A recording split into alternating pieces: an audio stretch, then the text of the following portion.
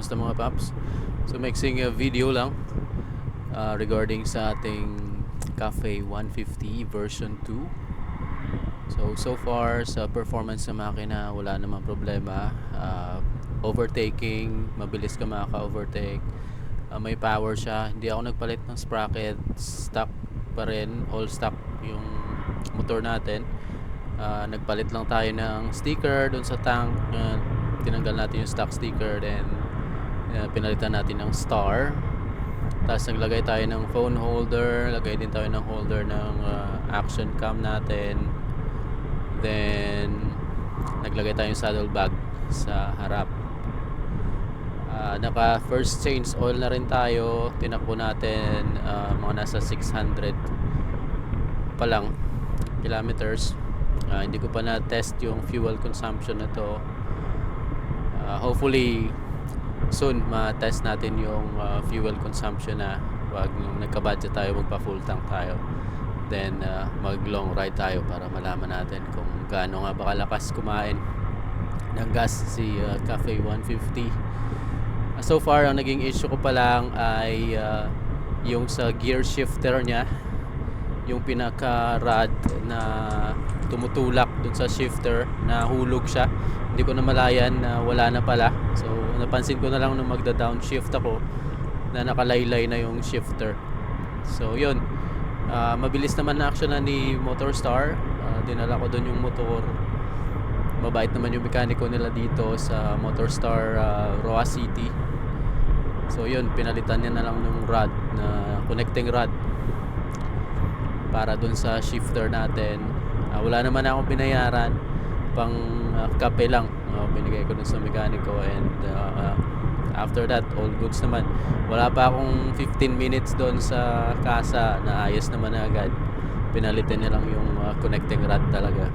Aside from that, ang isa ko pang issue ay yung rim niya. Medyo manipis siya. So one time napako yung gulong, then no choice ako, dinala ko sa isang pinakamalapit na vulcanizing shop.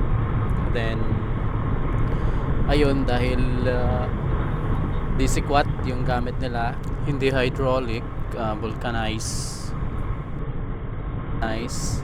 Kahit na may sapin yung pang sequat, ayun, medyo na-UP ng konti yung rim natin.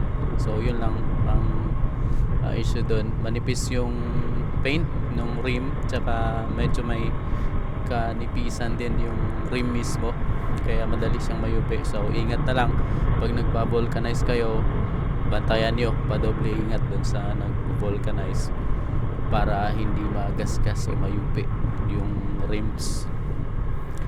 Headlight natin, since ito yung pinagkaiba ng version 1 tsaka version 2, LED na yung headlight niya. So far maliwanag naman siya.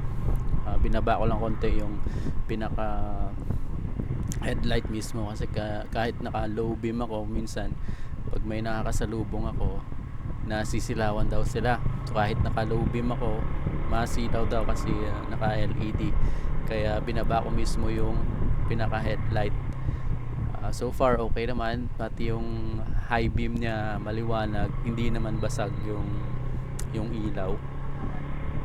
And then ano pa ba, yung backfire niya, yun, pag galing kang high RPM tapos nagbitaw ka ng silindador, yun, grabe ang backfiring niya. Meron akong napanood na dito sa YouTube na ay na-adjust nila yung carb para ma-lessen yung backfiring ng motor. But for me, okay lang din naman yun. So siguro depende na lang yun sa perspective or so kagustuhan ng owner ng motor. For me, okay lang siya, hindi naman siya bothering for me, since ando naman ng power ng motor. Hindi naman ako compromise yung power ng motor when it comes to overtaking, uphill. Kaya kung nakikita nyo, uphill yan, kayang-kaya ng motor natin. Wala akong problema sa power. Pag larguhan naman, bibigay niya naman yung gusto. basta bigyan mo lang siya ng gas, ibibigay niya sa'yo. Hindi ko pa top speed to. So far ang pinaka top speed na nakuha ko sa kanya 95. Ayaw ko nang hiritin kasi parang lilip pa rin ako ng hangin. Di naman tayo daredevil para sa mga top speed. So na ano tayo, tatakot tayo mag top speed. Pero yung iba top speed nila hanggang lagpas 100 kph.